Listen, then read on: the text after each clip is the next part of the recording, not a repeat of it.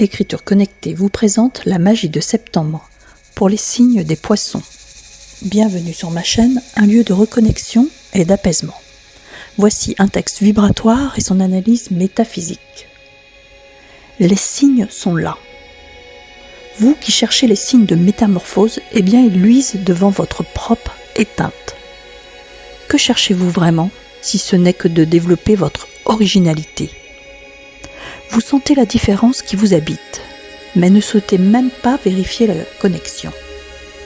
Quel dommage d'avoir autant de prouesses à service de votre couleur de service, car le train va repartir et vous ne vous aurez même pas servi à la source des univers sensoriels. Rien n'est jamais acquis, et la roue tourne, si l'action de grâce ne s'enclenche pas pour le service mutuel. Les divinités ont été abusées comme jamais, et elles redoutent les dettes accumulées. Pour se délester de cette accusation de rédemption, il vous faut vous soumettre à diviniser votre cercle d'attention. Comme un poisson dans l'eau est pourtant votre devise, alors donnez-vous la peine d'actionner la lueur du ciel. Les princes n'arrivent jamais sans avoir gagné le cœur de leurs ennemis.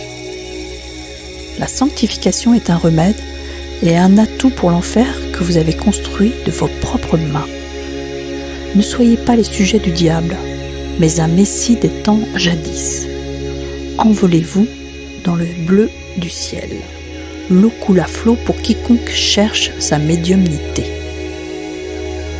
Pour les poissons, en septembre 2025, l'énergie appelle à une profonde métamorphose.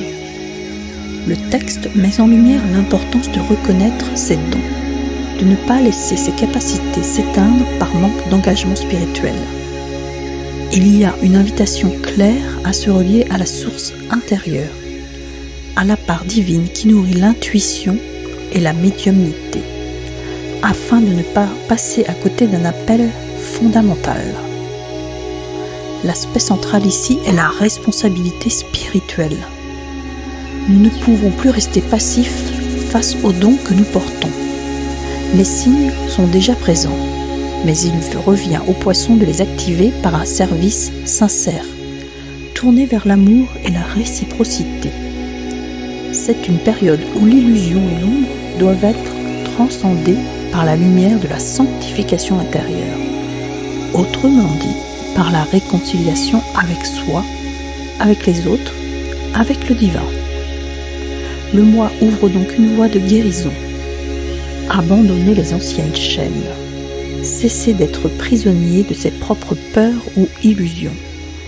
Et embrassez le rôle de médiateur spirituel que le poisson incarne naturellement. En osant rayonner son originalité et sa reliance, il ouvre le courant naturel de l'eau qui le porte et lui redonne la paix.